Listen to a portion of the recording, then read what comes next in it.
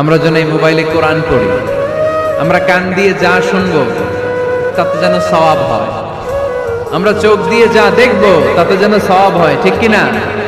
যেন কানে শুনি সদা তোমার কালাম, এ খোদা চোখে যেন দেখি শুধু কোরআনের আয়াত, শোনো আমার মুনাজাত, শোনো শোনো ইয়া ইলাহি আমার মুনাজাত, শোনো আমার মুনাজাত। পড়েন আমিন।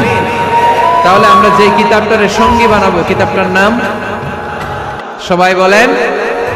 আমরা যে কিতাবটারে বন্ধু বানাবো, এই কিতাবটার নাম, এটা আল্লাহর কিতাব। এই কিতাব সংরক্ষণের দায়িত্ব নিয়েছে কে? এই কিতাবকে কেউ ধ্বংস করতে পারবে? এই কিতাবের পিছু লেগে কেউ সুবিধা করতে পারবে? এই কিতাবের তাফসীর কেউ বন্ধ করতে পারবে? অসম্ভব। করণের কথা ছড়িয়ে পড়বে যুগ থেকে যুগ, যুগান্তরে, দেশ থেকে দেশ, দেশান্তরে, ঠিক কি না? এটা এমন কিতাব, এই কিতাবের পিছু লেগে লাভ নাই। এই কিতাবের বাণী ছড়িয়ে পড়বে গোটা বিশ্বময়। অনেকে অনেক ষড়যন্ত্র করেছে এই কিতাবকে ধ্বংস করে দেওয়ার। আমাদের এই খোদ ভারতবর্ষে ষড়যন্ত্র হয়েছে। ব্রিটিশরা যখন চলে গিয়েছিল, ওরা প্ল্যান করেছিল এই কিতাবকে কি করে আমাদের থেকে ডিটাচ করা যায়, কেমন করে আলাদা করা যায়। এর একটা কমিটি করে দিয়েছে, আপনারা গবেষণা করে দেখেন এই ভারতবর্ষ থেকে কেমন করে কোরআন দূর করা যায়। তারা বুদ্ধি করে বলল, এক কাজ করি, কারণ তাদের কোরআনের কপিগুলো মসজিদ থেকে বের করে আমরা আগুন দিয়ে জ্বালাই দিব, তাইলেই কোরআন শেষ। কোরআনের কপি যদি আগুন দিয়ে জ্বালায় দেওয়া হয়, তাহলে তার পৃথিবীতে কোরআন থাকবে না, না থাকবে? যদি আগুন লেগে ধ্বংস হয়ে যায়, ধ্বংস হয়ে যায়, যদি আগুন লেগে যায়, পুড়ে যায় পৃথিবীর সব বইয়ের দোকান, বিশ্ব থেকে হারাবে না পবিত্র কোরআন, বিশ্ব থেকে হারাবে না পবিত্র কোরআন, ঠিক কি না? পরে দেখলো না রিসার্চে গন্ডগোল আছে, অ্যানালাইসিস ভুল, আবার নতুন কমিটি পাঠালো তারা ইংল্যান্ড থেকে, 33 সদস্য বিশিষ্ট কমিটি। তারা এসে গবেষণা করে দেখলো না, এই কোরআন আগুনে জ্বালাই দিলে কোরআন দূর হবে না। কারণ আমরা ভারতবর্ষের হেফজখানাগুলোতে যে দেখেছি, ছোট্ট বাচ্চারা মাথা দুলিয়ে দুলিয়ে কোরআন পড়ে। কোরআন তারা শুধু কাগজেই লিখে রাখে না, সিনার ভিতরে গেঁথে রাখে। ওই কোরআন মুসলমানদেরকে শিখিয়েছে কে? সে আল্লাহ বললেন, আর রহমানু আল্লামাল কুরআন খালাকাল ইনসান আল্লামাহুল বায়ান। আল্লাহ বললেন, আমি মেহেরবান, আমি কোরআন শিখিয়েছি। আমরা বললাম, আল্লাহ আর আপনি কি করেন? আল্লাহ বলেন, খালাকাল ইনসান, আমি মানুষ বানিয়েছি। সুবহানাল্লাহ পড়েন। আমাদেরকে তৈরি করেছে কে? জোরে বলতে হবে কে? মানব সৃষ্টির 3টা পদ্ধতি কোরআনে পাওয়া যায়। পদ্ধতি নাম্বার 1, বাবাও নাই মাও নাই। এই পদ্ধতিতে আল্লাহ কাকে বানাইছে বলেন? আদম আর হাওয়া আলাইহিস সালাম, এদের বাবা মা ছিল।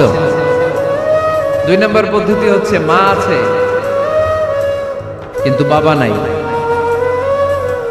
এই পদ্ধতিতে আল্লাহ কাকে বানালেন? কি নাম? ঈসা আলাইহিস সালাম। 3 নম্বর পদ্ধতি হচ্ছে মাও আছে বাবাও আছে। এই পদ্ধতিতে আল্লাহ কাদেরকে বানিয়েছেন? আমাদেরকে বানিয়েছেন। তাহলে পদ্ধতি কয়টা? 3টা। আদম আলাইহিস সালামকে বানানোর পদ্ধতিও 3টা।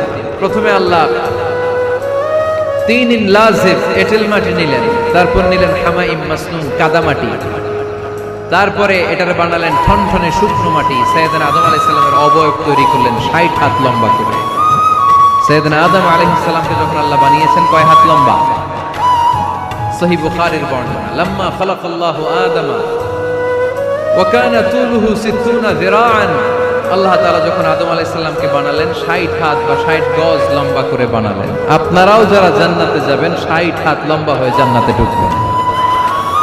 কয় হাত লম্বা? সুবহানাল্লাহ পড়বেন না? আদম আলাইহিস সালামকে বানালেন। আবার মায়ের পেটে যে আমরা বড় হলাম, এখানেও আমাদের 3টা ক্যাটাগরি। তিনটা ধাপে তিনি আমাদেরকে বানালেন। মায়ের পেটে 9 মাস কি করছিলেন মনে আছে আপনাদের?